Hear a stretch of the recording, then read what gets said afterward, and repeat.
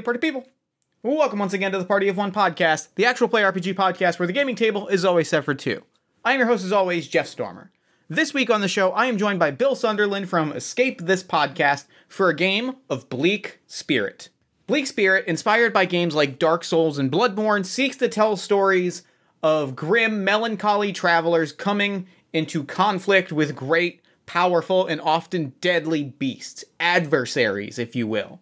Taking some mechanical cues from Lovecraft-esque, players hand back and forth GMing responsibilities, telling a story and slowly unraveling this mysterious place full of mysterious people, all through the eyes of this wandering traveler who is on a collision course with their fated ultimate adversary. It is extremely cool. I am super into it. I had such a blast playing it. I can't wait for you to hear it. Bleak Spirit is currently on Kickstarter. I think you should go back it immediately, help make it happen. It looks like a super cool game. I played it, I loved it. I really hope that you'll go make it happen. You can find links to the Bleak Spirit Kickstarter in the show notes. Escape This Podcast is a podcast about escape rooms. Every episode, hosts Bill and Danny guide their crew through a custom-made audio text-based escape room. If you love text-based adventure games or escape rooms, actual play, it is a very cool podcast that I genuinely like and I think you should check out. You can find more information about Escape This Podcast as well in the show notes. Well, two things real quick before we dive in.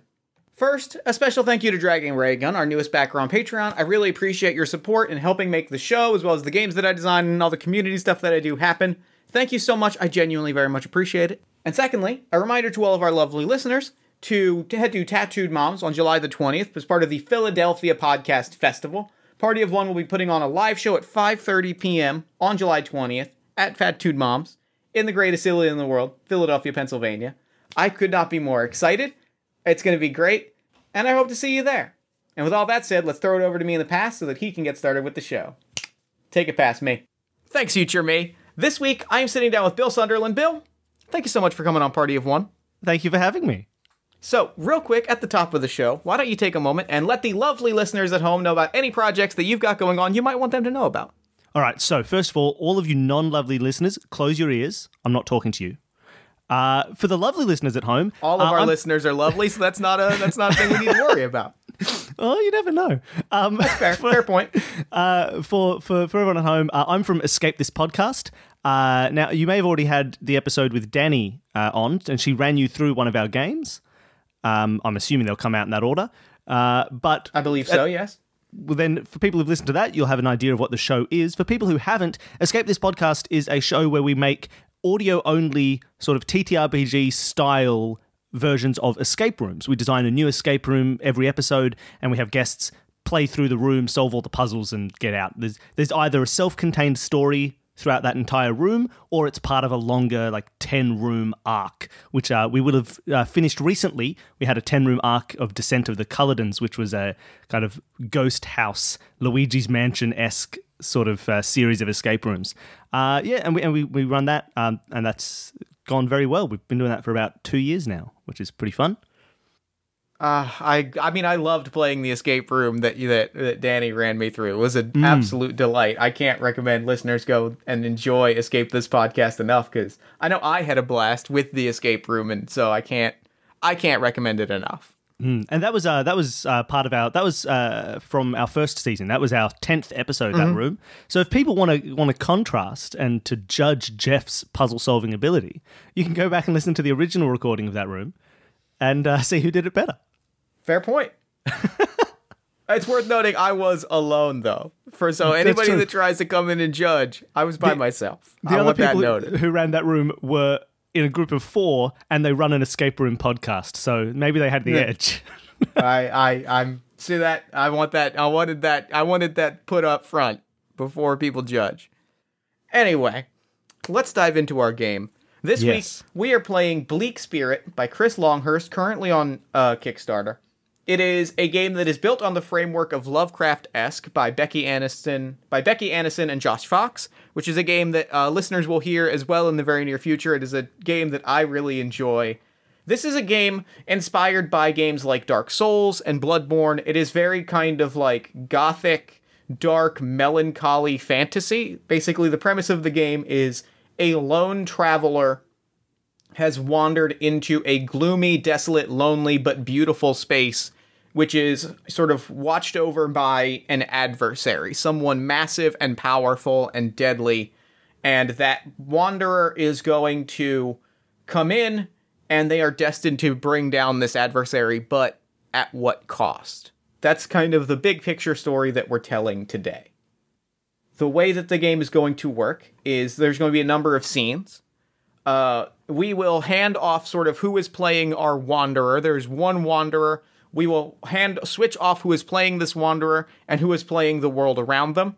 As we do this, we will make notes about what we think the adversary is, what we think their sort of destiny is, how we envision them, the adversary and the wanderer, being related, until we finally come to that final confrontation. Some principles to cover before we dive in. We are going to discuss nothing after our setup phase. What we do is through the actions of the wanderer and the lore they find in the world. The other really big note for us is we don't describe their internal monologue. We don't say, I'm angry, I'm thinking this. We just play through it. We describe how the wanderer reacts, and then we leap to conclusions. We also don't explain things concretely. We sort of give them lore around it, and that will tell us sort of that'll allow us to interpret things, and then slowly as we become more and more confident in our conclusions, it'll shape the story in a more concrete way. Does that make sense? Oh yes. All right. So the last thing, so now we kind of get into our setup phase, to make sure we're all in the same place. So we've kind of agreed on the general premise of the game. Is there anything you would like to kind of tweak to sort of lean towards within that sort of thing? Either a clearer picture of the world, a less powerful wanderer, sort of more heroism, more levity. How are you feeling about kind of the setting and tone of the game? No, I think it'll be fine. I think more levity will just sort of happen naturally, right? It's hard to get two people. I think that's to be serious. Yeah, I think we'll kind of riff off of it. A bit. Yeah, exactly. I think we're not going to go crazy. You're not going to be walking into a room in a grand old temple and have someone pop out and be like, "Well, hello, wanderer. How are you? Would you like to come and sit down? We have a whole mess of things to do." Maybe that's a bit too. Oh, actually, I like that character. I'm keeping him in. Yeah, I was about to say. I feel like I love that. That's a classic character bit, so I'm all in. But no, I agree. There's going to be a little bit of levity. I'll probably also kind of pepper in a little bit more heroism than sort of the Dark Souls Bleak tradition of it, just on terms of like how I play characters. But I think I feel like otherwise I'm in a pretty good place. Yes, I think that's fair. I actually recently just finished Dark Souls 3 for the first time, and I'm now playing through Dark Souls 1 again with Danny. It's who's never played Dark Souls, so I'm in the right headspace, maybe. Yeah, I feel like you've got the exact grounding that you need. I have actually never played a Dark Souls, though I've watched Dark Souls games be played, and I have heard people argue about Dark Souls, which I believe is the true Dark Souls experience. Oh yes, I mean, classic Dark Souls is just like, and he's the High Prince. The High Prince of what? Get out of here. There's no answers to those questions. Yeah, it just doesn't matter. But he's the Grand High Prince. You died. So yeah, that's it. Okay. Hello, I'm the Grand High Prince. Welcome to my temple. All right. So, we've established the tone. We have the general structure. Let's kind of picture or talk through how we consider the nature of our wanderer story. Is this someone passing through who will survive and just kind of they'll move on to another place? Is this the climax of their story where, they reach the end and it is the end of their story for one way or another? Is this sort of the ultimate finale of their story? What are you kind of what kind of end game do you picture here? Let's kind of establish that up front. So I think part of this, like the concept of the passing through wanderer, this is one of many kind of tests on their journey, I think is built more to a regular session, right? You'll play it every couple of weeks for a while until this wanderer's quest is finished. So maybe not appropriate for a single session.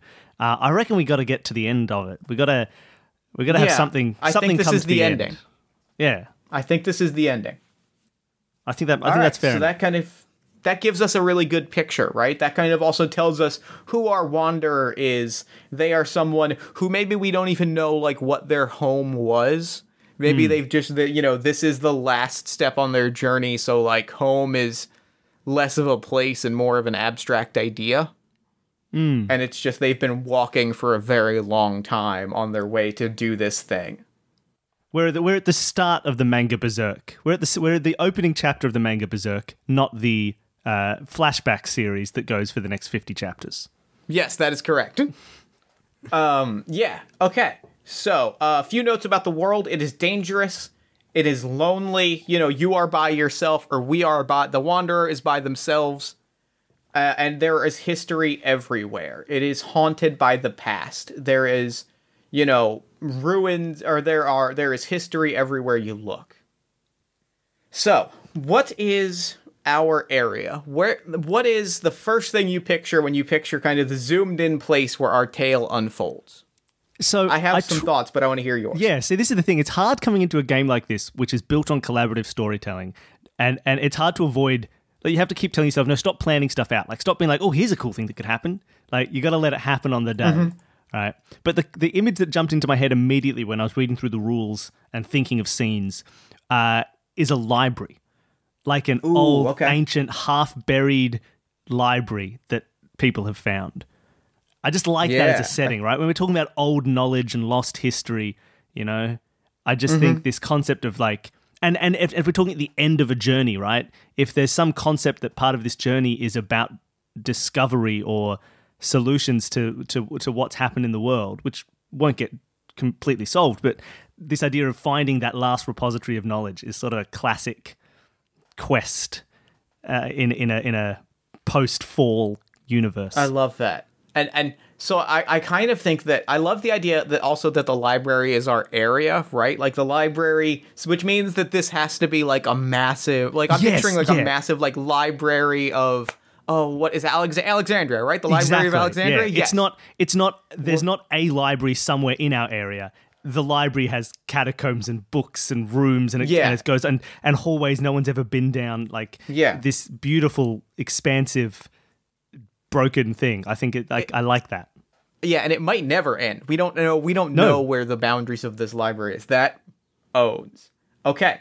So, I'm going to say you mentioned catacombs, and I love the idea that there are like literal there are I'm going to call them the catacombs of biography.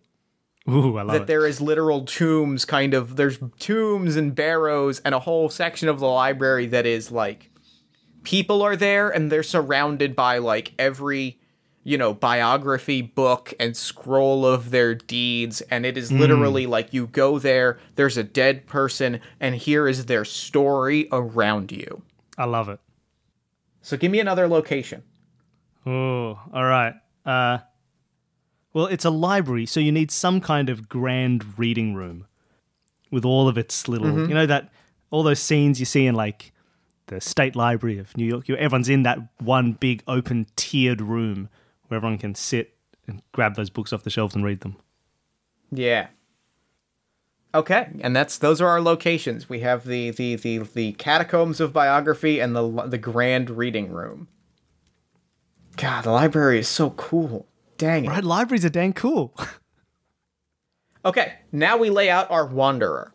Our wanderer needs a few things. They need a name, an aesthetic, a background, a trinket from their homeland. We don't know why they have it. They just have it. And sort of a behavior, an adjective that describes how they kind of generally interact with the world. Do we have any thoughts on any of those? Let's think. What's a good name for a cool wanderer? Cool wanderer. What about Names Alaris? Alaris. I love it. Aleris. Alaris. Let's go pronouns he, his. Oh, I was going to say Alaris is a wonderfully gender-neutral name. All right, let's go they, there. Alaris, pronouns they, there. What do we think their style is? Or where they kind of, or the place that they've come from, or something they have with them. You know, those will kind of all tell us a little bit more about, like, who they are. Yeah. So we're dealing with this idea of like a library and books and looking for knowledge, but I kind of have this image that they're not someone who's like, they're not like dressed like a scholar, they're not dressed like a wizard, they're not here because this sort of stuff is their wheelhouse. They're here because it's a quest. Like, I don't think they're here carrying a big book on their back and ready for learning. I think they're here in some armor with a sword, and, you know, they've traveled a long way to get here, but they're not 100% sure. They're not just being like, here's the book I wanted. So yeah, I think their trinket is like a blade, because I have kind of a picture of a cool blade. It's like, ooh, nice. Basically like a very long machete, and it's kind of curved. It's not quite a scimitar because it's got that big chunky, that sort of machete chunkiness, but it's kind of curved like a scimitar, and it's just this sort of big, sort of ugly, bloodstained, like, hacking blade. Yeah. Now, a big ugly blade that's also a trinket from their homeland needs a name. Yeah. I don't have a name, but it needs one. It is the Rectifier. Wonderful. That's wild, and it's got some history behind it that we might not get into, but it's got some history behind it. We know it's rectified something. We know it's made something right, or at least it claims to have. Yeah. So all of that, the armor, the Rectifier, this is someone that came from like a very kind of industrial place, I think. Like, they came from a place that is very smokestacks and, you know, iron forges, and it's a very kind of a different sort of gothic. I'm almost picturing like if a character walked out of Bloodborne into Dark Souls. Yeah, I like it. It's not so they're not dressed in big knight's armor. They've got like the long coat and the crumpled top hat and a big fuck off sword. I think they have a breastplate underneath. Like, they got that breastplate underneath the big coat, so that you get that cool little bit of shine to it. Oh, yes, it's like cool. That sort of like Napoleonic kind of soldier look. They got the metal breastplate, but there's a nice jacket over the top. Yep. It's probably not nice by now. No. And so the last thing is what is the source of their great power? They are capable of meeting almost any challenge. What is the source of their strength? That sword is sounding pretty good. Yeah. I mean, I kind of, I think they might just be like a killer of things. Yeah. They might just be a great slayer. I like this. So part of what inspired Dark Souls as an IP was the manga Berserk.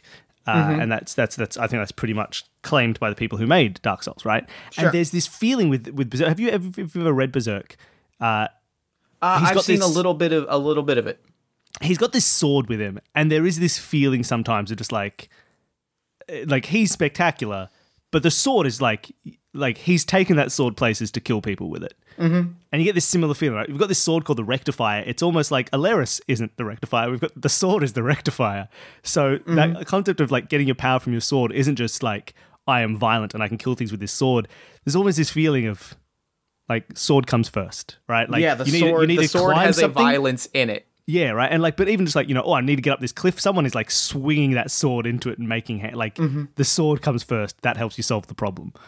I love that. That's dope. That is super dope.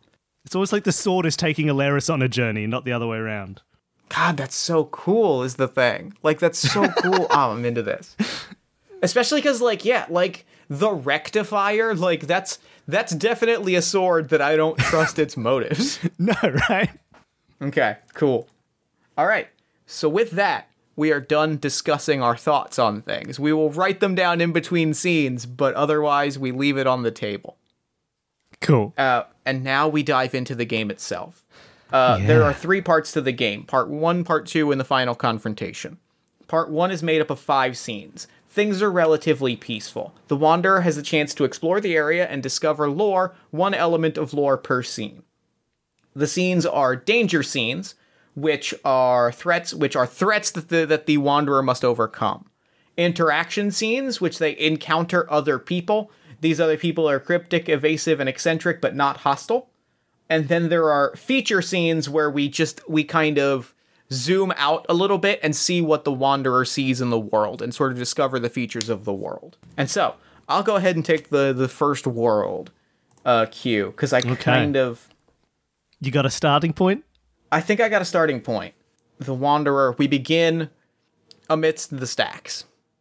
Ooh, okay. Or one section of amidst the stacks, right? Giant, massive, each stack, like, there's one of those, like, 2-story ladders on wheels that you slide along, because these stacks, I think, like, in the sort of open lobby areas, you almost can't see the top of the library, right? Like, you kind of just, it fades into sort of a hazy gray. Yeah. And it's just, like, impossibly high. There's countless floors, and you are walking through, and you pass by 2 of these stacks, and, like, a shadow falls over you, right? Because there's just, so they're so high. How long have you been walking through the library at this point? It's been a while. It's been, you know what? It's been 2 days. 2 days. Alaris looks at all the stacks around them, and dragging the sword behind them. They're just walking slowly through the stacks, sword scraping along the ground behind them. They look at some of the books in the shelving to their left. They turn their head a little bit. They shake their head and they just keep wandering forward. And what you find is you come upon, like, 2 empty shelves. Ooh, that's... 2 empty shelves. And there's a little tiny, like, Dewey Decimal plaque on one of them. And it just says, 802.55.17.9 war. There's clearly dust patterns on the shelves that indicates that books were here once. Alera starts sort of running their hands over the shelves, trying to knock on anything. Do they hear or see, or, like, is there anything they can feel interesting about these bookshelves? You run your fingers along, and there are almost grooves where, like, you can tell things had been resting here. Very heavy things, thick books, histories of war, like, textbooks and atlases and encyclopedias had been resting here, and they had started to press down on the shelves for how long, and how long books of all kinds sit on shelves on a library this large, generations before someone might pick them up. And yet every book on these shelves has been taken, and taken recently, because the dust patterns, as you run your fingers along, the dust is thick, and you almost press down into it for a moment, and then run it. And suddenly, and like, it kind of adds this sort of topographical element to it, where you kind of your fingers drop like a millimeter of this dust, and you drag it along, and you see that the wood underneath is pristine, meaning that dust had accumulated. And only recently those books have been moved. Ooh. Well, first things first. Alaris takes the Rectifier. Make sure there's enough space. And smashes it straight through these 2 shelves. So good. And they crumble. They crumble like, the Rectifier. They crumble, and what happens is there's this little spark as you've been dragging it, this thick metal blade along the stone floor. It's been making this little spark. You swing, and that spark, not only do they shatter, right? They crumble, but then that spark hits the wood. It just hits like the wood particles at just the right thing, and it, boom, and it's ash and smoke, and there is now a bonfire in front of you. Now there's nothing the shelves are just destroyed. Yeah, they're gone. They are crumbled. They are burning embers. Alaris looks at the ground to see if any of the dust on the floor has been disturbed. If there's anything leading anywhere. There are footsteps and wheel marks, as if from like trolleys and book carts leading down, and then you see some stairs down deeper into like the sub tunnels and the service tunnels and the catacombs and the sub areas of the library. Alaris is going to follow them. All right, and I think that's the end of our first scene. Ooh, that was fun. That was a lot of fun. I'm into that. So now what happens is we've told our story. We have our piece of lore. Our piece of lore that every book in the war section has been taken. And now we jump to conclusions. We tell what we think the ultimate adversary is, and sort of like what sort of the grand adversary overseeing this area is. Okay. I have my thoughts. They're very roughly sketched, but I have thoughts. Ooh, okay. All right. So I take over. I'm the world now. You are the world now. So decide if you'd like to do a danger, interaction, or feature scene, and then run me through the scene, and we'll discover some more lore. So that first scene would have been what, a feature? That was a feature, yeah. Okay, I think I have a scene. Give me a second to... All right. Here we go. Let's go. All right. So we're further in through the stacks. Mm-hmm. I'm going to keep it in the stacks. Alaris has been following this trail that they found. Mm-hmm. It curves through. It travels on. You see a few more crisscrossing trails. At a certain point, there's not one trail to follow, but 3 or 4. So Alaris isn't quite sure where to go. What does Alaris do? I think Alaris, they've been dragging this sword, right? And I think they finally lift it up, and they kind of, with an ease that shouldn't come from a sword this just bluntly heavy, they start they kind of give it like a twirl in their hand, and then another twirl, and they kind of lift it up. And they flip it, and they just bring that sort of broad, flat top of the sword. So it's not even really stabbing as much as it is just thumping. They thump the ground as hard as they can, and they watch which dust path scatters and which one holds true. They all scatter. You've got no path. All the dust has moved and settles. I think these trails must have been... This dust hasn't had time to settle in. These things are still moving. But when Alaris slams the ground with their sword, you hear a squeal off in to your right, of sort of ah! And I stand up, and I throw the sword over my shoulder. No, I start dragging it again. I think that's just how I carry the sword. And I stand up, and I pick the sword up, and I throw it behind me, and I start dragging it again. And I just start walking off and to the right. Though the dust scattered, I found the path that I must walk. Yes.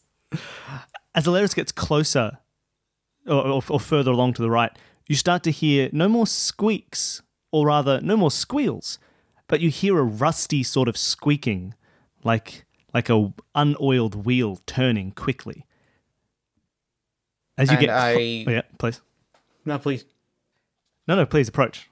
I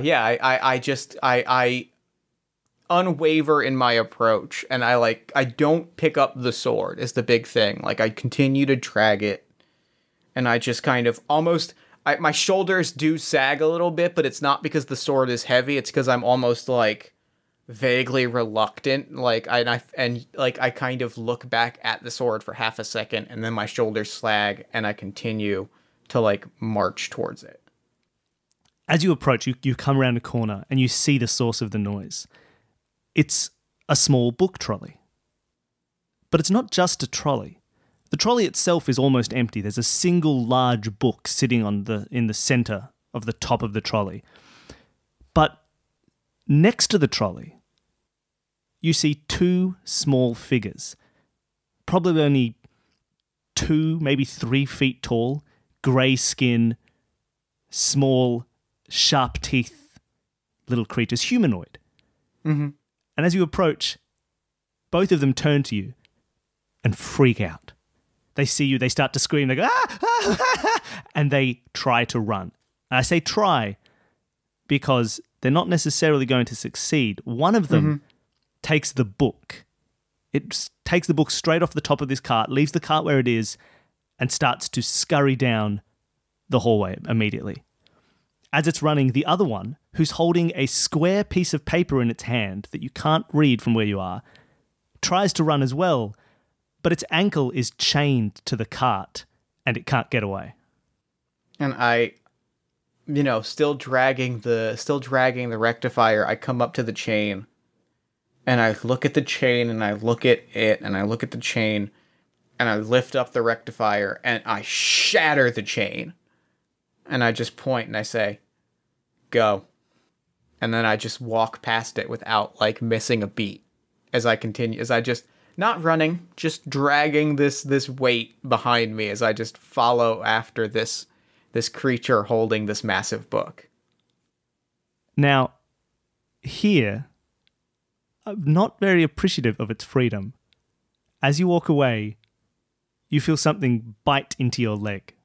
And then something else bite into your arm. A third creature has dropped down from the top of the stacks and landed on your arm. Now, this is our first danger scene. Mm-hmm. And so I need to set some stakes for you. All right. The creatures on your arm, the creature on your leg, they're not that scary. You're not too worried. You've had worse on your journey to the library. You can deal with them easily. But if you do, the creature with the book is going to get away. If you try and follow the creature with the book, this is going to cost you a lot more. Because not only will you lose the creature with the square paper, but you won't have time to stop them really doing some damage to those limbs of yours. You're going to have to rip them off rather than fight them slowly. So I think what I do is... Dang, those are good stakes. This is a good conundrum. I think I let them chew for a moment, and then I think I throw the rectifier in the air. I don't want it to be involved in this, because I know how it will end if Rectifier is here for this. And I grab one of them by the scruff of its neck, and I throw it, and, it slams against a wall, and then I just grab the other one, and I hold it up, and I just look at it, and and Rectifier is twirling in the air and is just starting to drop, and I say, make a choice. Go. And I look up at Rectifier. Or stay. It squirms, tries to squirm out of your hand to run away. And I put it down. It runs. As does the other one. This was the one that was biting your arm. The one biting your leg is holding the square piece of paper in its hand, but it's unlatched and is cowering. Paper. All right. You grab the paper from its hand, and it too scurries off into the distance. And I grab Rectifier just in time for it to reach me. Rectifier lands surprisingly gently into your hand. And I look at it and I say, it's for the best. And then I sit and I read the paper. And I watch the thing scurry off, and then I sit and read the paper. Yeah. You open the piece of paper, and it's not a long read. There's only 2 words, or rather, there's only 2 lines written on this paper. On the top of the piece of paper, it says, Samuel the Robed. And on the bottom of the piece of paper, it has a Dewey Decimal number, 9.7.312, presumably not Dewey Decimals in this strange fantasy world. And it says next to that, sorcery. And I look at the stacks, and I look at the nearest, plate of numbers, and I climb up, and I start, walking, and I start going, 9, 7, 3, 2, 8. 9, 7, 3, 2, 7, 9, 9. And I just start walking and counting. Beautiful. I think we can leave it there. Yep. All right. So we've got our next piece of lore. Now we jump to conclusions. Yeah. All right. I've got an idea. Something is building, and I'm very excited about it. Cool. All right. Let me know when you're ready, and we'll go into scene 3. Okay, I mean, I did that scene. I still need to take some notes. All right, let's go. All right. So, scene 3. You are at the sorcery stacks. And I think here they are largely empty. And I think you hear squeaking wheels of oncoming carts and like kind of mumbling and grumbling in the distance as people are approaching. But you don't see them. They're far enough away that you don't see them. But you know they're close. And you know there are a few more books here. Yeah, so I'm at the sorcery stack. I hear approaching voices. I don't think Alaris cares. I don't think Alaris tries to hide, doesn't try and move. I rest Rectifier up against the bookshelf next to me, and I start having a look at the books in the shelf in the sorcery section. Or rather, looking to see if any are missing. A lot of them are missing. Like you see the individual numbers written of books, and you see a lot of them. Are missing. And you notice that like. Actually, I'm gonna take that again. I want to completely scrap that. I know what the lore is here. They are largely like untouched. There are some missing, but like.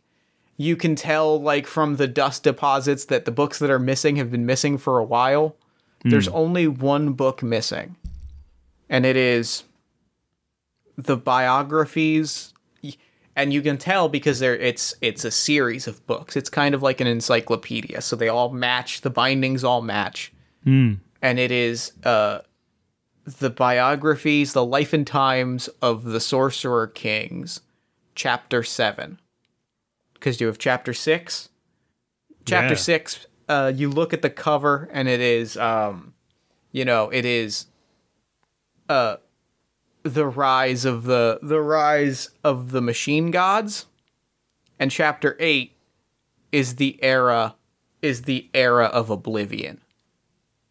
Ooh. Or no, Chapter 8 is after the war. So Chapter 6 is the rise of the war machines, and Chapter 8 is after the war. Well, that's very cool. And those squeaky wheels are approaching, and you hear initially grumbling, and then you hear one panicked squeak, and then they start to thump, and then you hear the squeaks increase with speed. Ooh. And before you know it, there are like 3 carts of these tiny gray minions upon you. Oh no. Riding on the carts with some of them have grabbed like brooms and they're swinging them, and they've got their claws and teeth. I was going to say, I'm going to ask you, it's not how you defeat these things that I want to know. It's not that you defeat these things, and because I think the stakes here is not whether or not you win here. It is whether it is the level of destruction that you cause in doing so. It is you can easily wipe this encounter, but doing so will, lay waste to these stacks of these old books, and this is the sorcery section. We don't know what will happen if you lay waste to this like you did with the war section. That's true. I think for a while the damage is fairly contained. Alaris tries to avoid picking up this sword, leaves it sitting against the bookshelf. But just the number of these little grey guys, after the first cart's been toppled, she's picked up, or they've picked up one of these small men and thrown it at the other, and they've clashed heads and fallen over. But after a while, it's getting tough. Alaris is starting to bleed. They've got bites all over them, some small stab wounds from one of the little guys who's picked up a penknife. And then a few of them try and grab the sword as well. And at that point, the decision's been made. Mm-hmm. And Alaris grabs the handle, and there's a little bit too much destruction. After a few seconds, the books that aren't destroyed are just covered in a kind of green, sickly blood. Mm-hmm. And Alaris is standing in the middle, breathing heavily, and holding Rectifier, which now has a coating of goblin blood. And I think the last thing that we see is a black, sickly... we see the pages of some of these, and, like, they fall, and one of these tattered books starts to glow, right? Like, the little, like, emblem on the leather-bound cover starts to glow, and sickly black smoke from two of these, like, tunnels, two of these stairwells down, sickly black smoke just starts to billow out, and you just see the barest glimpses of faces in there, as someone somewhere has had their book of sorceress spells disturbed, and they're not happy about it. And that's, I think, as that happens, I think will be the end of the scene. Oh, okay. So this book's been knocked off the shelf, and the smoke has started to appear, but not from the book, from the other ends of the hallway. No, from below. I have jumped to my conclusion. All right. Okay. Oh, I tell you what I'm going to do. Okay. This is very stupid. If I mute the Skype call for a moment, if I just mute myself, that's not going to... will you be able to hear me through Zencaster? I can set it up that way, yeah. Well, don't. Okay, yeah, I'm going to leave this recording going, and I'm going to mute just so I can quickly talk through what the heck I'm thinking out of this scene. And if you need to later on, you can use that audio in the episode, even though you can't hear it. That sounds great. I might do the same. All right, I'm going to mute. Yep. Okay, so you can't hear me, right? Good. So I had this thing earlier, right, with this Samuel the Robed. Is in my head that was like who the book was being given to, right? It was a book that was like someone had requested it. Because I like the idea that the war books were not in the library because they were being like requested by someone. But this is completely different because now it seems that Samuel was the subject of the book, maybe, right? Like, if we've taken one sorcery book, right, the biographies of the Sorcerer Kings, in my head, Samuel the Robed was a Sorcerer King. And the fact that that happens right before, after the war, and implies there's some kind of the downfall has come out of this. So we have war machines and machine gods, like, and sorceries. It's like people are trying to collect the knowledge of this huge conflict to create a new one. But I don't know, is someone giving that knowledge out? Like, who controls these? Someone's got to control these grey figures. I just don't know. Like, I don't know. They're making requests for what they want. I have no idea. And I don't know who's going to come out of this black book smoke. I'm not ready for this. I'm back. All right. I'm still not ready, but I'm back. All right. Okay. You know, I'm not going to overthink it. Let's just have it. Yeah. Let's just go. Yeah. You can't overthink. Go with your gut, and then. Got to go with what feels thematically fun. All right. So, scene 4. Scene 4. Alaris is... We're never going to leave these bloody stacks. The smoke... We're just going to go straight on. Alaris is standing in this bookshelves. The sorcery book has fallen to the ground. Mm-hmm. And black smoke starts to pile in, not just from one end, but from a few different things. It's starting to surround you. And you can see faces, multiple faces, coming out of the smoke towards you. None of the faces are looking at you. You can start to hear shuffling footsteps. Many, dozens of sets of footsteps, slowly shuffling, scraping across the ground towards you. The faces that you see, they're not goblin faces. They're larger. They're people your height.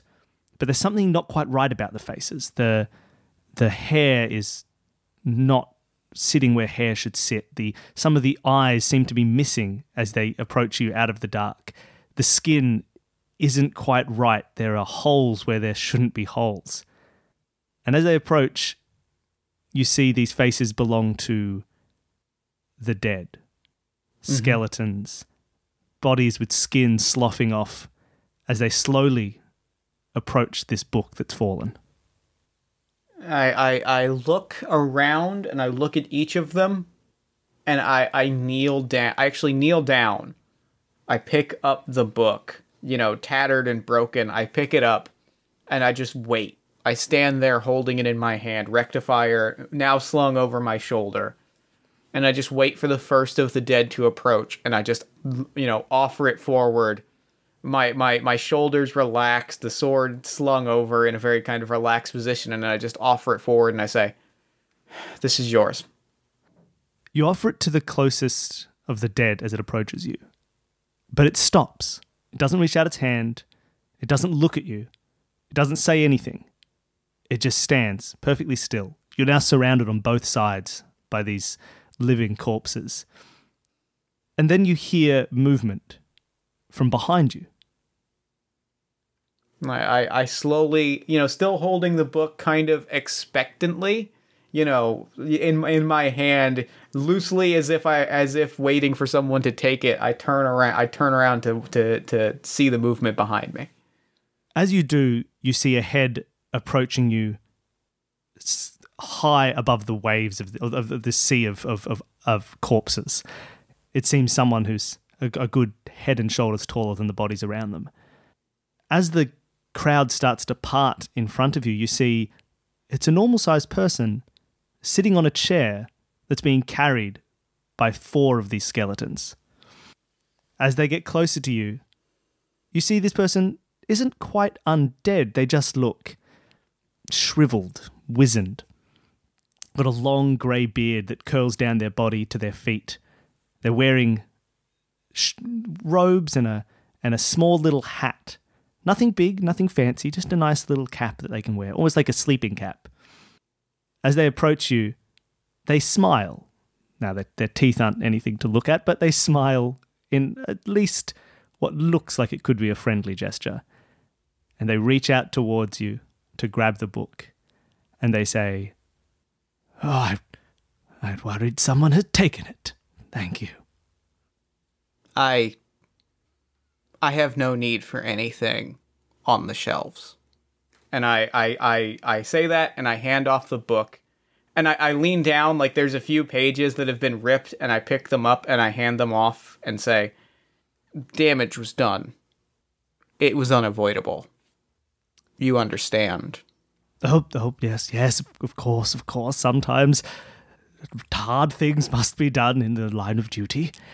No worries. And they start to slowly kind of put those, like flick through the book very slowly, deliberately, finding the places where these pages are missing and just carefully put them back in and start to close the book again. As they take they have the book now, and they hand it off to one of the bodies beside them, and they reach down and whisper something in its ear, and it walks towards the sorcery bookshelf with the book in hand, trying to find where it could fit back in. And I look around, and I look up, and I just whisper or mutter, "Do you and your kingdom need anything else from me, or can I go on my way?" "Oh, no, we're perfectly fine as we are. I'll get back to sleep now. Although, fewer books here than there were last time. I suppose that's always the way." What good is a library if people aren't checking things out?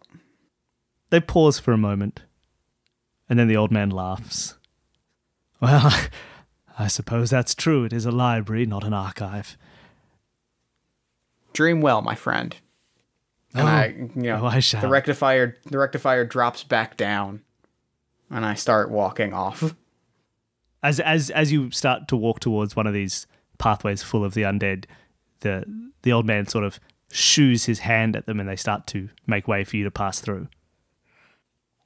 And I don't make eye contact with anyone, but as I get to the end, I look back, and I give a little nod, and I walk back off in the direction that I saw this little gray goblin run off with this book. And I quietly make my way down, like descend deeper and deeper. I think that might be seen. I think so. Yeah, all right. So now I am going to mute briefly because I kind of want to talk through my thoughts a little bit because I have some thoughts. All right, so what I think is happening here, this is kind of throwing a curveball things for me, so I want to talk through to you, the listener. So originally, I had a pretty clear idea, but now that there's like obviously a king of the undead, I think there's some sort of intra-kingdom or inter-kingdom conflict happening for control of the library. So I think that's where we're at. That's my conclusion that I've leapt to in this one is that, no, okay.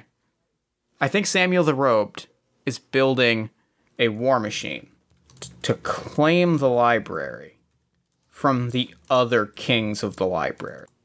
All right, I've leapt to a conclusion. Okay. Again, it was my scene, but I don't know what I can conclude. We'll have to see what happens in the next one. And this will be the last scene of part 1. Yes. And I'm gonna end it. I think our last scene will be a short one. It will be in the reading room. Mm-hmm. I think you come upon the reading room.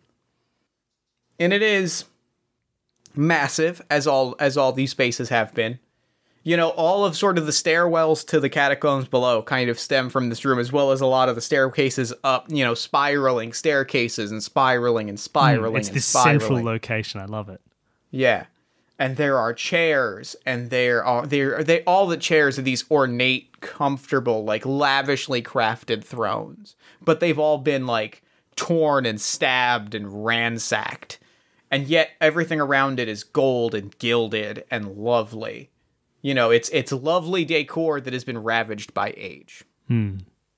There are wells, almost like big giant wells of wine, like those, for lack of a better term, like bird feeders, because I know that there's like a fancy term for that, but a basin. There's like basins of wine and water, and, you know, you don't know how long they've been there, but there are food in like glass containers that looks remarkably well aged, and it is this just very quiet, calm place. Around you, you see a few things. You see statues. You see a statue of the king that you just saw, you know, held up by skeletons and like holding a book and standing, you know, held aloft by skeletons. And you see statues of a woman, you know, spear and shield, surrounded by giant, massive armored knights, right? Stone swords in their hand, and this woman is like around a mural of great warriors. And there is a satyr, right? Like a satyr surrounded by centaurs and chimera and like, you know, all of these great figures.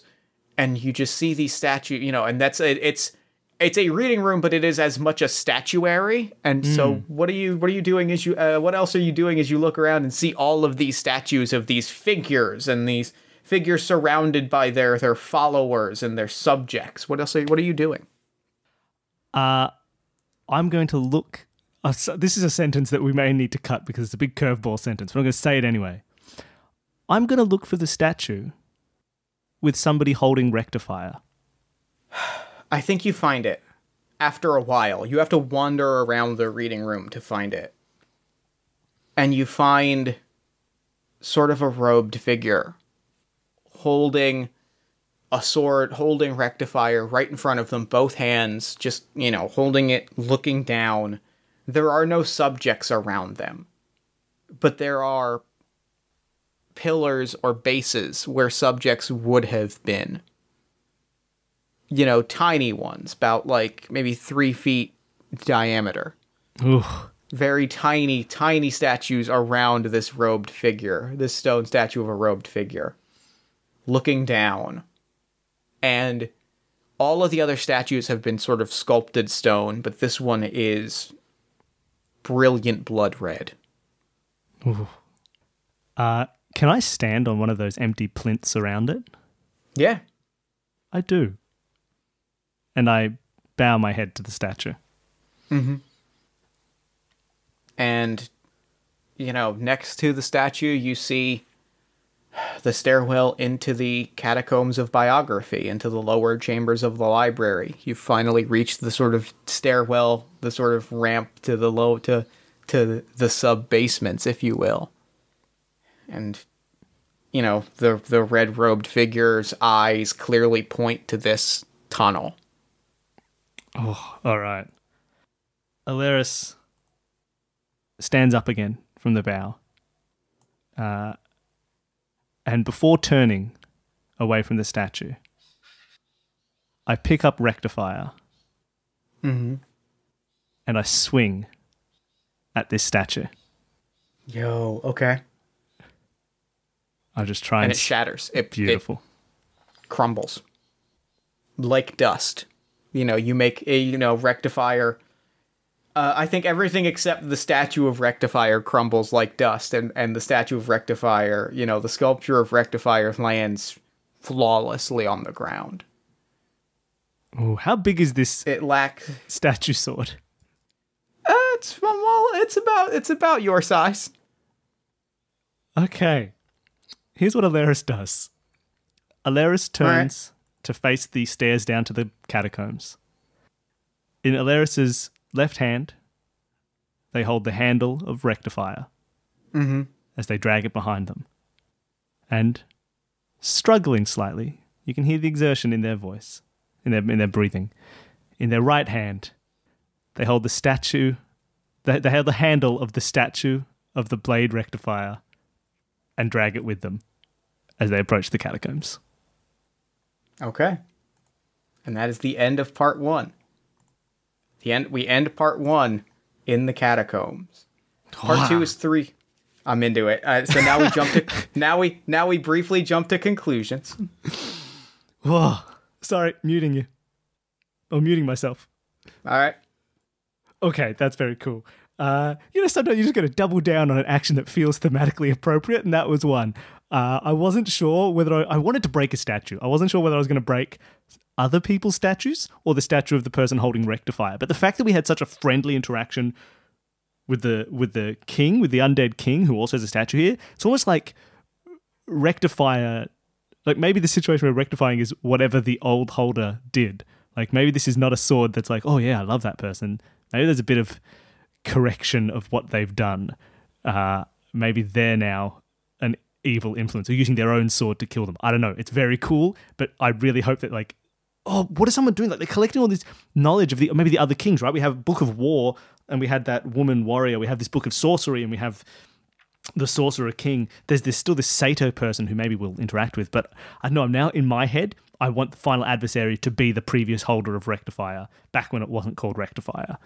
And I'm excited. Okay, I'm back. All right, cool. So that ends part 1, which means we now go into part 2. Part 2 is up to 3 scenes. At any point, the Wanderer can declare that it's time for the final confrontation. We have to have at least one danger scene. After that, we have at least one danger scene. We can declare the final confrontation at any point. The world is now darker. We are approaching confrontation, which means that danger scenes are deadlier and have a chance to make a real physical cost and a toll on our Wanderer. Interaction scenes, the people are hostile and are willing to lead the Wanderer astray, and the feature scenes are broken and tragic and frightening. With that said, it is your scene. We've wandered into the catacombs, 2 rectifiers in hand. Oh, it's very fun. I'm loving this. Okay. I got too many pages in front of me. Get out of here, rules. No one needs rules. All right. Part 2. I've got one of those moments. I've got like a scene that I want to happen, but I don't know if I want it to happen straight away. Like I feel like maybe it shouldn't happen right now. But we've only got 3 scenes. I say if you've got a scene you want to happen, I say go for it, because I'm ready to run in. All right. Now, okay, here we go. Fire out. All right, so we're in the catacombs of biography. Alaris has come down this winding stairway, and they're walking through these catacombs. There's an echo with every step. As Alaris continues down, you see on their left and on their right tombs, each one a small, almost like it's not a mausoleum, but it's an inbuilt, like a little cutout area with a single stone sarcophagus, some with ornate decorations, some plain stone. They all have names carved in the base. And behind them, in the room all around them, are books. But Alaris continues on, because way down the end of this hallway, they see two figures, still shrouded in the shadows. They can't quite make them out, but they can hear breathing, pained breathing, and they can hear the rattling of chains. The weight of Rectifier the first on my back, and the weight of Rectifier the second in dragging behind me. I come up to the chains and I just look, and I drop both of them to the ground, and I just survey what is in front of me, and if they need to face the blade or not. As you approach, the two figures become clearer.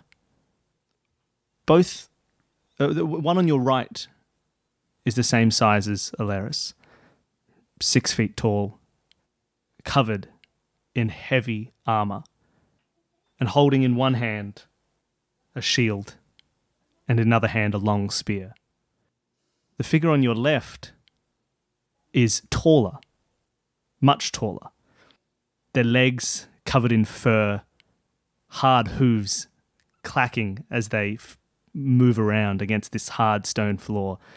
They have horns coming out the top of their head and long hair running down to their shoulders. No weapons.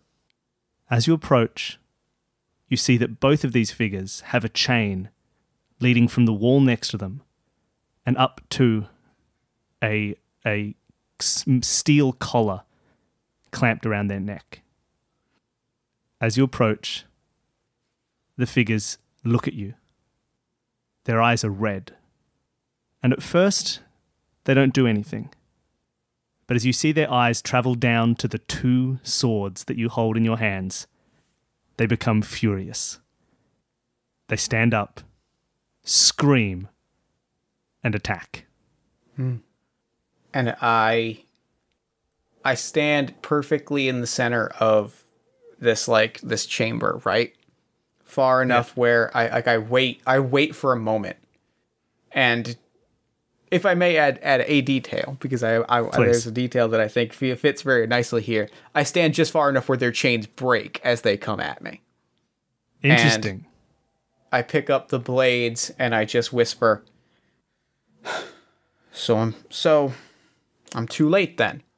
And I and I lift them up and swing out both rectifiers to the side and twirl and go to work just to putting these two souls to rest. Getting beaten down, outnumbered, but just, cleaving and hacking as they come at me and they attack, and I am beaten and broken, but I tear through them with these two swords that are hungry. As you fight, swinging swords, clashing off their shield, after only one swing, that shield splits in half. The spear breaks. And as you're fighting, there's a moment. The satyr is coming up behind you. It kicks and it bites. It scratches. It's a hard fight. You get knocked to the ground, but you have these swords and you are an avatar of destruction. But you notice something. You swing your sword at the satyr.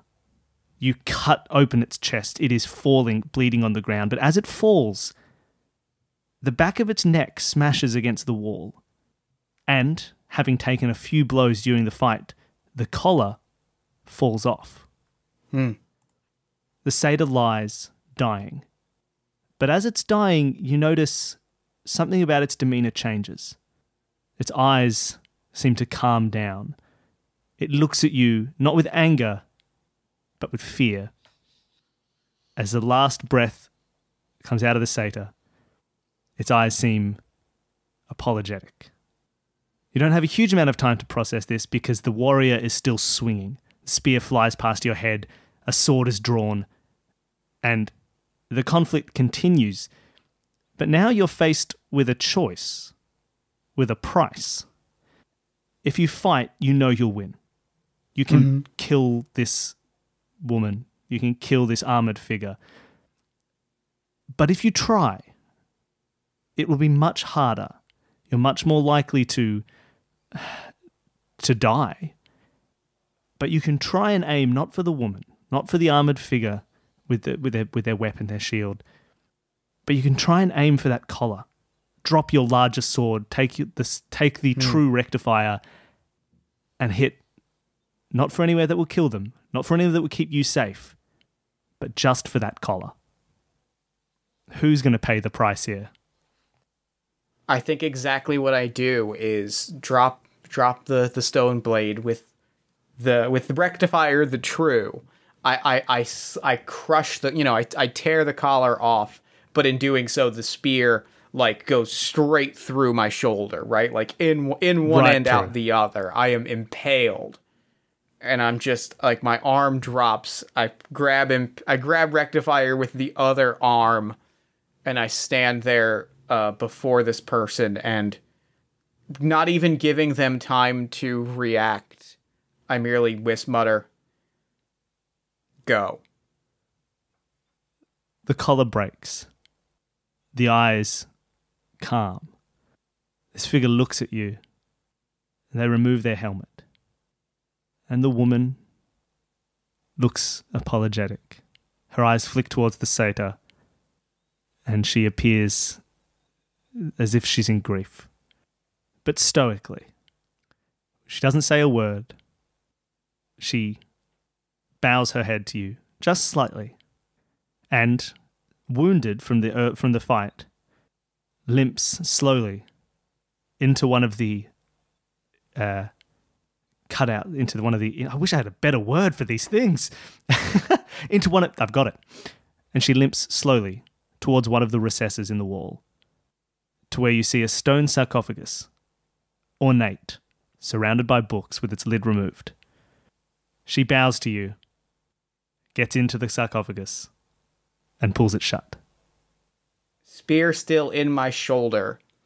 I rest rectifier on the ground. I lift up the satyr, heavy, on my other shoulder. I go over to one of these other sarcophagi that is open, and I rest it inside, and I shut the door, and then I do the only thing that I can do, which is I run shoulder first at the wall as hard as I can and shove the spear clean through and gaping bloody hole in my shoulder. I walk, knowing that it is now time for the final confrontation. Now, before you move on though, you have one final choice to make. All right. Your right arm is useless. Mm-hmm. But you have two swords. There's only one sword that will see me through to the end of this. It is the sword that has brought me here. I have no choice in the matter. I pick up Rectifier the True, and I bring it home. All right. And scene. All right. And scene. We do. So I have called for the final confrontation because I am ready. Yeah, I am ready right? for the showdown. I feel like we have two more potential scenes, but I'm ready to freaking go. So we have one final round of jumping to conclusions. Yeah, okay. And I am not gonna mute myself because if it's all right with you, you want to do it? I would love to declare the revelation because I have a very strong picture of our final thing. Now, before we do this, do you want to give a quick rundown of what happens? Yes, because this sort of divided up this final confrontation. So we have entered into part 3. I have called for the final confrontation. There are now 3 scenes. Or 3 parts, each with their own sort of flow and rhythm. Part 1 is the revelation. This is the adversary is revealed in their terrible glory. I have a strong idea, so I would love to take the role of the adversary here. That's fine. So I will describe their lair. I will describe what they are, what the adversary is, and I will set the battle. Then we will fade into the clash. The clash is the actual battle. Roles do not change here, so I am playing the adversary in the battle. You are playing Laris. Oh, yeah. This is a danger scene. Oh, sorry, go ahead. No, go. Go. Oh, yeah. So this will be a danger scene. I will describe actions. I will give you prices and stakes and choices to make. You will defeat the adversary. The difference is once your price is paid, the adversary is only wounded. They transform and redouble their assault. To fully defeat the adversary, you must beat them twice and pay 2 prices. I will talk. The idea is that there, as is true of a great boss battle, you beat me once, and then I show you my true form. Oh yes. Then we come to the end of the confrontation. And we come to the epilogue. We see the effect your actions have had on the world. If one of the 2 of us survive the clash, and then in the epilogue, which is what happens after you take the role of the world, I will take the role of the Wanderer. Yes. The Wanderer then has a choice. I may replace the adversary, or I can abandon the area. And then we come to the end of the game. So, it is now time for the finale. Are you ready? I'm ready. Okay. So, the revelation. You tear through these catacombs, and you see some of them have been, desecrated, and some of them have been, like, the books burned, and it is the further you get down into these catacombs, the more sort of destroyed and, like, torn to shreds it is. And you make your way down, and suddenly you start to cough and wheeze as the smell of smoke, that sort of familiar smell from, like, where you came from, is starting to fill your lungs, and you start to look around and everything has that hazy smokiness. Until finally you come to this massive, carved out, hewn stone area where there are just engines and stoves and forges and goblins by the dozens are grinding bone and corpse meat and just, like, running these horrible machines. And you see all of these books on warfare and siege engine design and books upon stacks upon stacks, and they're just scattered around, and they're grinding and building and smashing things, and they're not even paying attention to you. What do you do? Oh. I look at the stuff being built around me, and I bring up Rectifier, and I get to work. I just start destroying. Mm-hmm. All these machines of war, these machines of industry. Alaris just starts swinging. They are screaming and swinging, and at this point, their right shoulder is just coursing blood. It's one hand is lying limply at their side, and they are just breaking things. They're not trying to kill these goblins, but they're not really trying to avoid it either. Mm-hmm. They're just destroying. And I think the goblins, a few of them come at you and you cleave through them. You make quick work of them, but largely they're scattering. And but like they start to mount like more of a, they grab spears and they start to get ready to mount an offense, and suddenly they stop and they drop and they scatter. When from behind you, you just hear like this clanging walk, and you turn and there's that red robe, and it is Samuel the Robed, and he holds up a metal gauntlet covered hand, and he just points at the Rectifier, and you see it's just, this massive gauntlet on his hand. Everything else is shrouded by robe, and he's like, I want my sword back. I want my kingly birthright. I look at him. And now we enter into the clash. Oh, here's the clash. Let's clash. All right. So what do you do? First things first, I say to Samuel, it's not yours anymore. I've renamed it. This is no longer the Purifier. It's the Rectifier. And there are mistakes that need to be corrected. And I charge at them. You charge, and in one fell swoop, he throws an uppercut, catches you in the jaw, and you go tumbling, and the Rectifier goes tumbling to the side. You find yourself just around maybe a cinder block or some heavy industrial objects, but the Rectifier, you have two choices here. Here is your first choice. You can go for the Rectifier, which will give you a much cleaner shot at vanquishing at least this first form. But in doing so, it will mean that you are weaponless for enough of a time that you will be badly hurt coming into the second half of this fight. Or you can go to work with these sort of makeshift weapons, which will, give you an edge, but it means that the Purifier will end up in Samuel the Robe's hands. Alaris doesn't even think about it for a second. As soon as I can get to my feet, I'm running for that sword. Mm-hmm. And I think,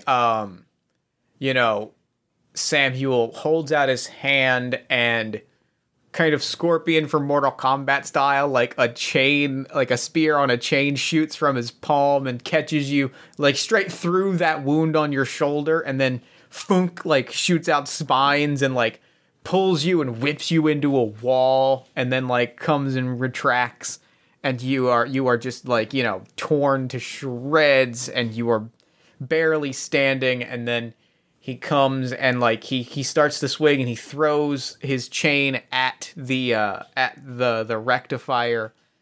And how do you counter it that lets you get to the Rectifier? I don't.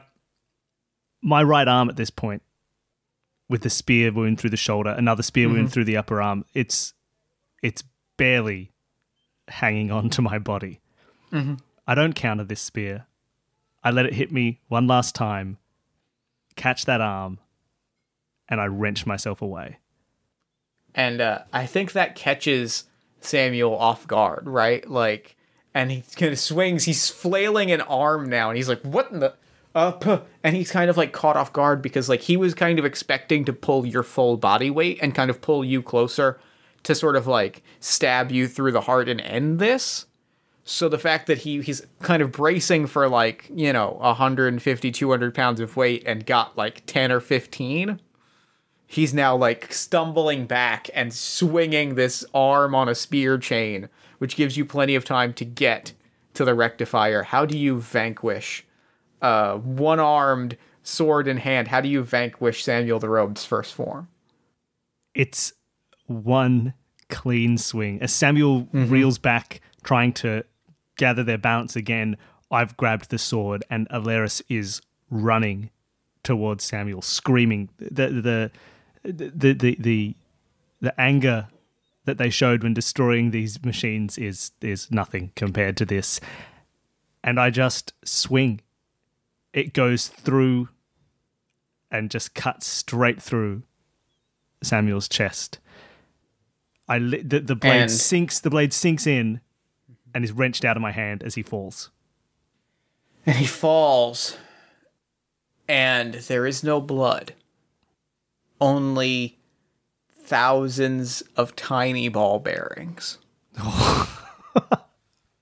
And he, his body goes still. And suddenly, from that giant forge in the center of the room, you hear more of his voice just laughing as massive limbs just wrench themselves out of the stone.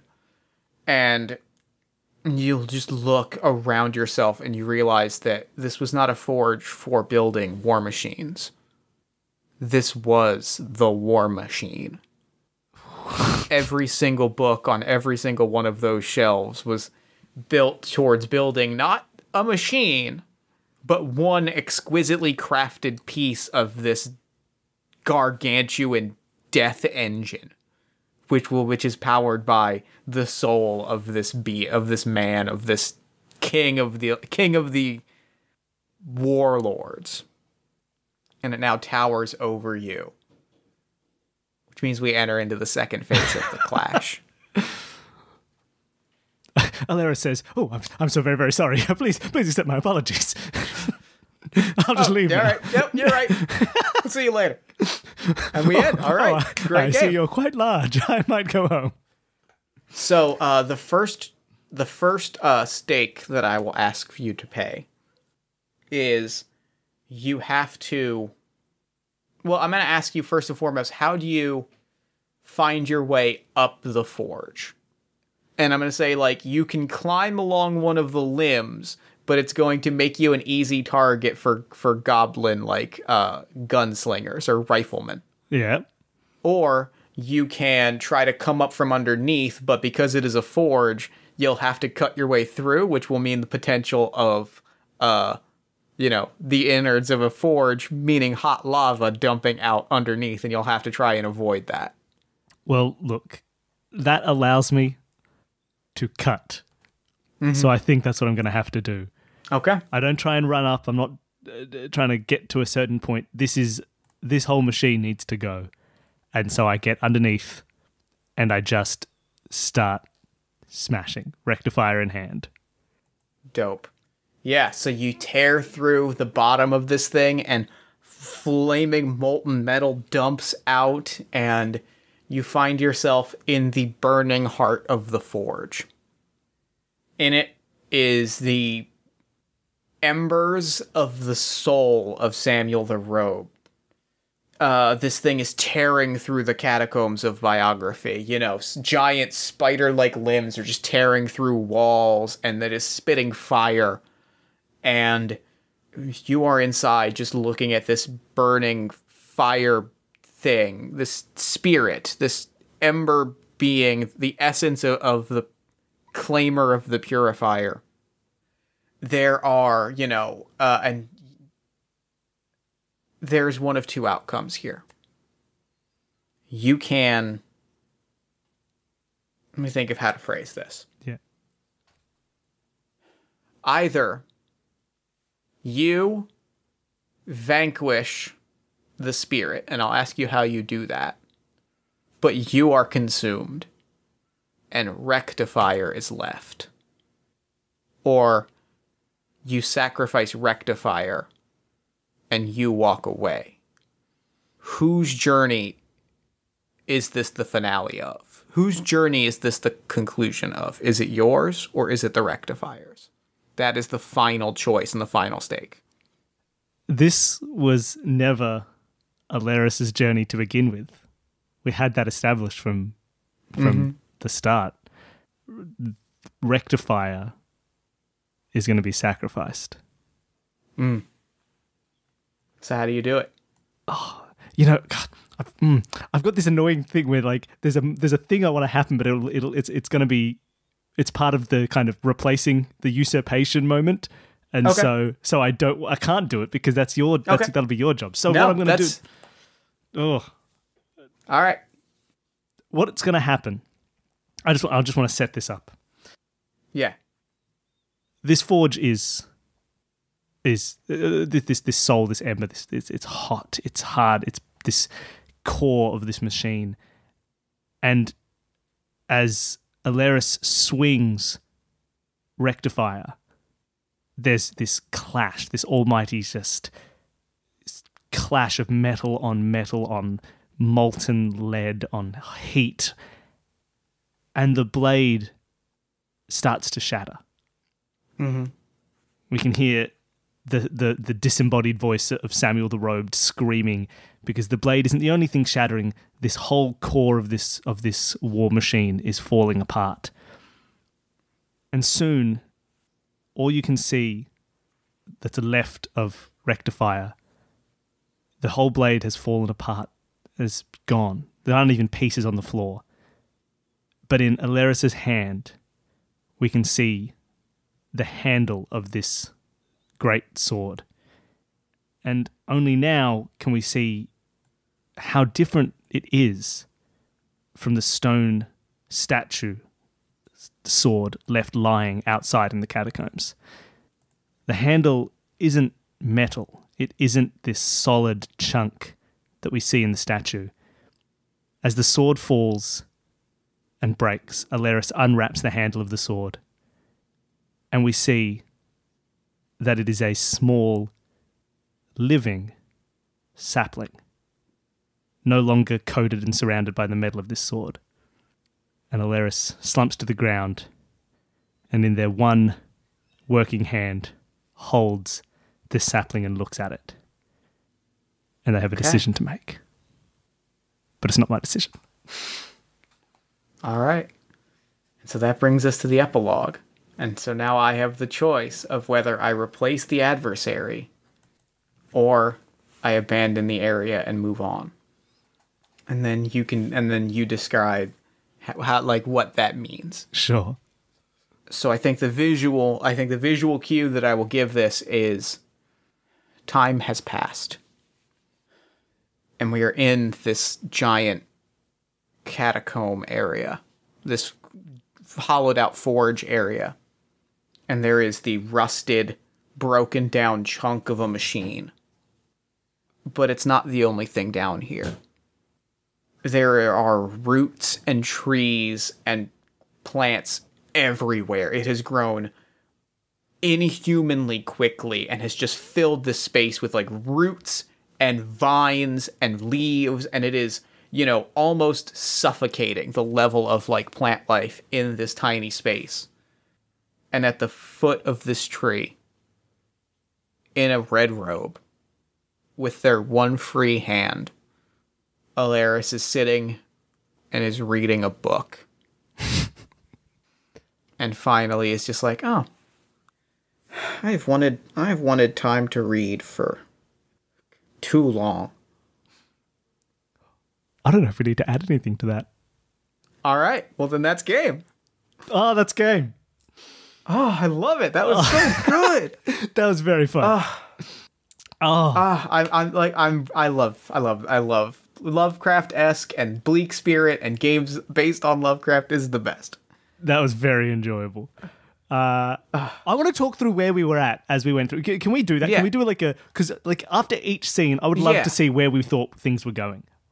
I'd love to do like a full recap. Yeah, Is that too let's much? do that. That'll be the no. That's I think the perfect way to end a game of Lovecraft-esque or a Lovecraft-esque based games is just a real quick read through in order of what our leap to conclusions are. Would you like to go first, or should I? I'll go first, but there's also one thing I wanted to say before I do, which is there was a scene that in my head, the entire time we were in a library, there was one interaction scene that I wanted that because of how we just went through, it didn't make any sense. But it was in my head, like, if I had started, this is how I would have started the thing. Just because I loved this idea. I don't know why. Right. All I wanted was an interaction with a character that you've arrived at the library, and you've just arrived and you find this person sitting there surrounded by books, and you go up and you say and kind of this idea of what's going on, and they're just like, look at this wonderful library, it's this beautiful spot, all of this knowledge, and then they look at all the books and it's like, too bad I can't read any of it. And I just wanted a character who can't read any of this stuff, either because they can't read or because all of this knowledge is very lost. No one can read it anymore. But I just like that idea of someone just like I love that in idea. the library who lives there, collects all this knowledge, but just like, oh, I can't read a word of any of these books. Maybe one day I'll find one I can read. And they spent like 10 years looking for a book they can read. That was the one thing that popped into my head immediately. It never happened, but I liked it. I like that. I like that a lot. Okay, so give me your jumps to conclusions. Right. So first scene, which was your scene, we had that the war bookshelf was found empty, and my first thought was like, I've written here like, where did the books go? And I said the adversary is either giving away knowledge to people. Right. We've lost the whole war section. They are supplying. People come to this library, and they're just like. And they're using it to sort of control stuff behind the scenes, right? They're giving away books on war to one power who now takes, there's this sort of manipulation element. Or someone is restricting this knowledge. They've taken all the war books away so no one can restrict, no one can fight them, right? People come here looking for war books to help fight whoever the adversary is. Too bad. They're gone. They've destroyed them. There's no way to oppose them. That was my first thought coming out of that scene. Those are my notes there. Sure. Do you have anything? My notes for that scene were simply an army of war engineers are building something massive. Nice. Like that was all I had, was that kind of seed of an idea. Cool. And I mean, that's where it ended up as well. Like not quite that shape, but like it got there in the end, which was cool. Second scene was my scene, which had the two little goblin guys, one with a book and one with a note of that it was Samuel the Robed and Sorcery. Do you want to say first what you got from that? Yeah. Going off of my previous thing, I had kind of built that there is a sorcerer king who is using sorcery and war knowledge to build something. Like, it is not simply a machine of war. It is some sort of magitech super siege engine. Cool. I mean, that makes sense. I like that. So I was still, because I still had this follow through of this possible supplying knowledge to people. And in my head, the note for Samuel the Robed and Sorcery was that someone... I was trying to, there was a seed in my head that this was an NPC you might run into, that there was just someone here who wasn't looking for war knowledge, they were looking for sorcery knowledge, right? So the goblins, they go off with their little library carts because someone said, all right, Samuel the Robed has arrived and he needs the sorcery books. And they're off sourcing those for him. Like the book they ran off with was like a sorcery book that they were trying to get to Samuel, who would just be some other guy. Like if we got to the reading room, maybe he would be there and trying to play off as like, oh, no, I'm not here for anything at all. No, definitely not for a whole pile of sorcery books that will use to take over the world. Sure. That was where that was going in my head, which isn't where it ended up going. But so I've literally been like, is knowledge being supplied? I also had noted here that the Wanderer is compassionate, but that the sword is not. Yep. Which I think is a fair assessment of these characters. Yeah. So for the next scene, which was the, one book is missing and the goblins have kind of descended on it, what was your jump to conclusion? Okay, cool. So I've noted here, Samuel is a sorcerer king, ? Okay. So this brought me through to I dropped my idea of who Samuel the Robed was because now we had one book missing about a biography of the sorcerer kings. And I'm like, okay, that could be a biography of Samuel. He could be one of these sorcerer kings, right? That's why that book was being taken. In my head, that missing book was the book that other goblin had run off with. Yep, that was exactly my idea as well. So now it's like, okay, well, who's getting these books? Like, if it's not for Samuel and it's about Samuel or involves him, or there's not, what is, who's got this book? Like, why are we grabbing this here? I also did love, now we had this whole thing of the biographies in order where we have the machine gods, the sorcerer kings, and then after the war. So it kind of speaks to, okay, this sort of stuff has happened before. This is where the fall was. There's been a clash of war machines, sorcerers, and all this sort of stuff in the past, and it's coming back. It's going to happen again. Which was fun. And my thing there was, I was thinking Samuel the Robed is rebuilding the war machines, because it was the rise of the machine gods or the sorcerer kings blank after the war, which meant that the missing book had to be the war of the war machines. And so in my head, some of the conclusion that I immediately went to was he is building these things that waged this war. Yes, yeah, and he is either exactly building right. or he was rebuilding them over time. It's very cool, and it ties back into that stuff we'd already set up with Alaris being from an industrial kind of Yep. Isengard. So then the next scene, which was the King of the Dead. Yes. This actually really threw a wrench in my conclusion. There was, now there are other kings of the library. Now there are other sort of figures of great power, which means that Samuel the Robed is trying to claim that library from them, which gave me a lot of picture of like I had a clear idea of what he was doing, and this told me why he was doing it, was that there was a power struggle, and that he was building this machine to take that from them. What I like that came out of this scene, which isn't something I've got written down here, but what I like that makes sort of sense is later on we find other figures of power that Samuel has like subjugated. But I like that this interaction with this King of the Dead is that he's just sort of chill about it. Like he's not here for power. He's not struggling. So like it made sense later on that Samuel had left him alone because he's not doing anything. He's not going to fight this king. He's not like even now he rises this huge army of the undead just to pick up his book, put it back, and go back to sleep. Like he's chill, and makes sense, right? If you're King of the Dead and there's a huge war on, you're not going to be like, how do we stop this war? You're going to be like, yeah, that's cool. Everyone's going to die. That's fine. King of the Dead, like they'll just come to me. It'll be sweet. And so I like that. He's almost like this neutral party in the library who's just there to keep his knowledge safe, to relax. He's not, he sees, a few more books are missing. Okay, that's fine. Which was fun. I've made a note there, like the books have been missing over time, and there's this sort of the interaction that Alaris had of like, well, what's a library if you can't borrow books? And he was like, yeah, well, it makes sense. You can take whatever you want, I suppose. Yeah, that's true. It's a library.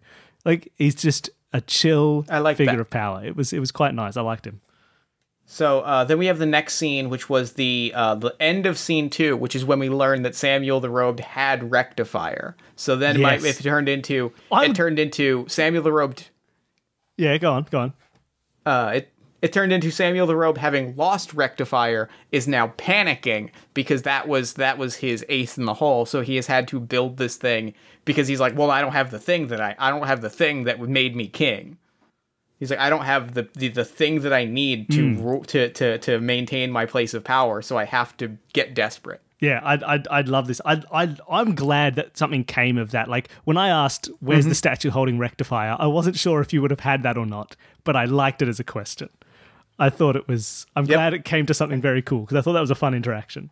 And then the last jumping to conclusion when I very clearly was like, I'm ready to go. It was because.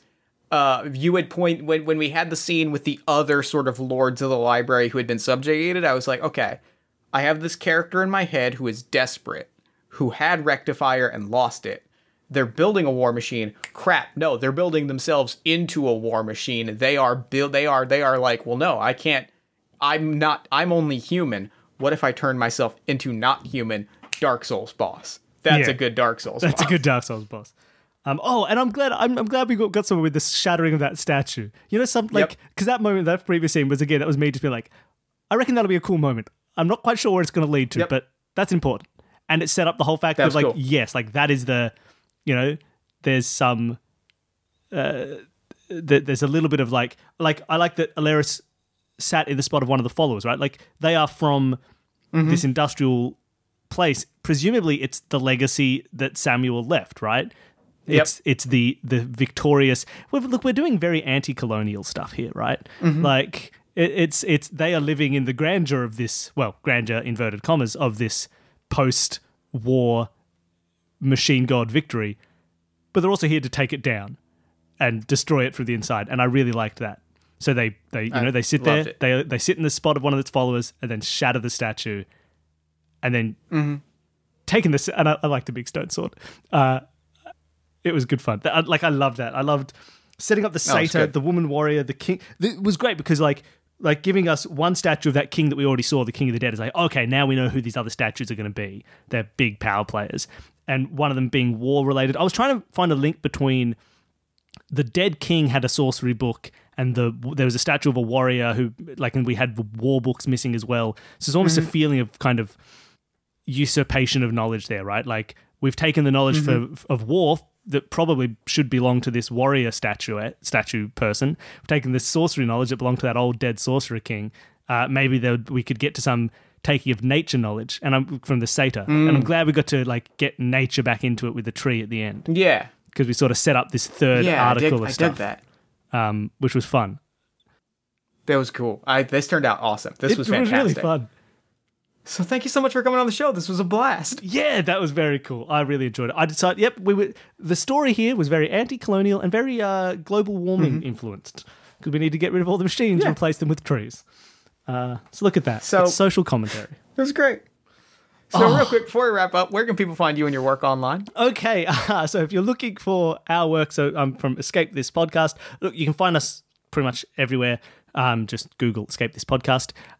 We can go, we have a website, escapethispodcast.com.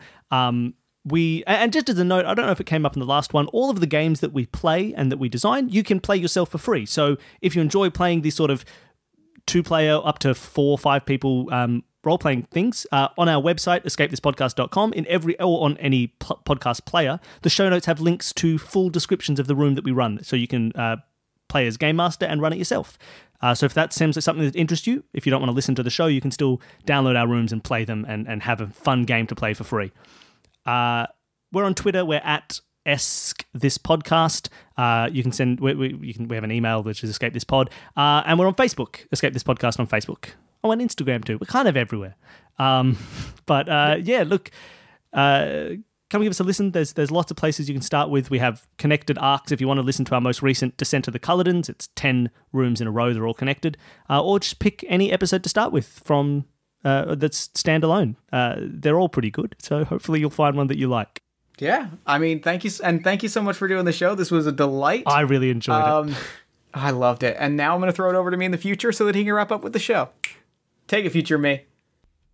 Thanks, past me, and thanks again to Bill for coming on to the show. That was cool. What a cool game and story. It was great. I loved it.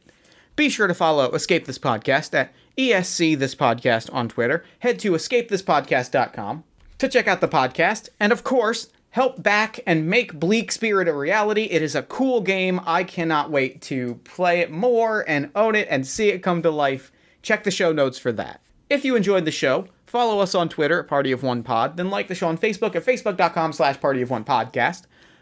Give the show a nice 5-star iTunes review if you're feeling charitable, or perhaps a social media shout out to a friend or word of mouth recommendation. All of those things help us do bigger, better, and cooler things, such as live shows, including the one that we're doing July 20th. It's 5:30 p.m. at Tattooed Moms in Philadelphia.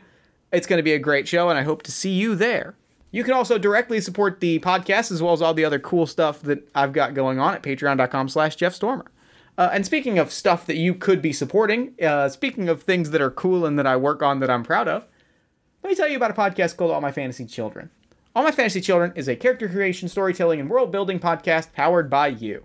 Every week, my best friend, Aaron Catano Saez, and I take a listener-submitted prompt, and we spin it into an original fantasy character, populating a shared universe one story at a time. New episodes drop every Friday at allmyfantasychildren.com. Party of One is produced and edited, as always, by Jeff Stormer and Jen Frank. All music for the show comes from the song Infinite Lives by Megaran featuring the D&D Sluggers. If you'd like to inquire about advertising rates or about coming onto the show, you can email us at partyofonepodcast@gmail.com. And that's it for me. Until next time, thank you so much for listening. Remember to fight the forces of fascism every single day. Remember that self-love and self-care are radical and defiant acts of resistance. And as always, party on, everybody.